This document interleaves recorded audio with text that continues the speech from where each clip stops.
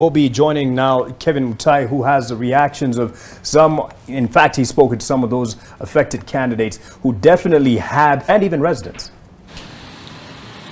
Well, good evening, Mark. There's been plenty of reactions, not only from the politicians, but of course also the electorate in Mombasa, who are pointing an accusing finger on the Independent Electoral and Boundaries Commission, citing failure to plan accordingly in the management and the delivery of the elections in the country. According to some of the residents whom we spoke to earlier, they're saying they feel that their democratic rights to vote and choose the leaders of their choice has been subverted by the electoral agency, as they wait yet for another date when the IEBC will be gazetting the fresh date when they'll be going to the ballot to choose their favorite governor to represent them in the port city. But of course, also as I mentioned earlier, the political elites are also now raising some critical issues, doubting the management, or rather the position of the IEBC to deliver the elections.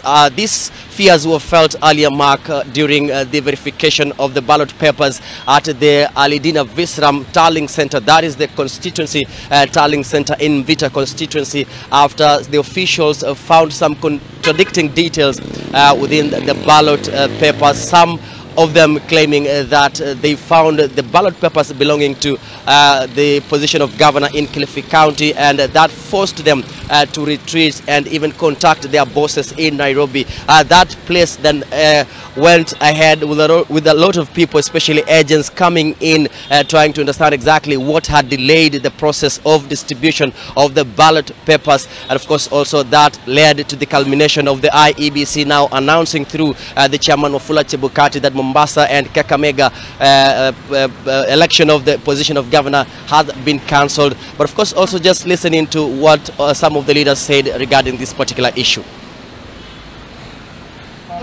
Hii ni njama ya IEBC na wapambe wao wanajaribu kuhakikisha ya kuwa kura zetu za ODM na Azimio kwa jumla turnout iwe low.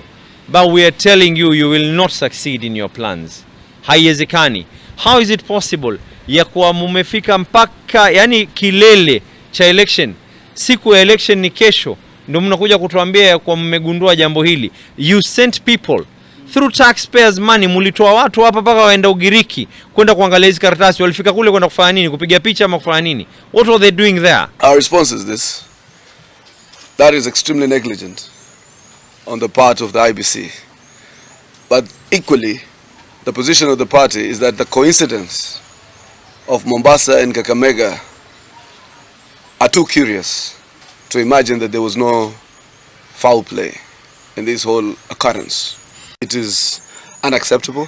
The monies and the resources we had put, the energies we had put in, the human personnel that had volunteered, people who had traveled down, not only from Kenya, from other parts of Kenya, but also from other parts of the world, who are Kenyan voters who had decided this time were coming to change this society.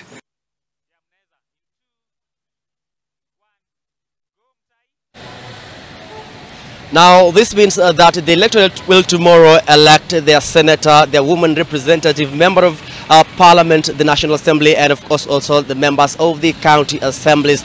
There's a total of 641,000 registered voters in the county of Mombasa, with a total of 1,041 polling stations spread across all the 30 sub-counties here in Mombasa, with 4 polling stations set across the prisons that will only allow the voting of the presidential candidates. So we'll be keeping an eye from 5 a.m. to update our viewers what will be happening down here in Mombasa. Stay tuned to NTV for more coverage on the 2022 general election here from the county of Mombasa.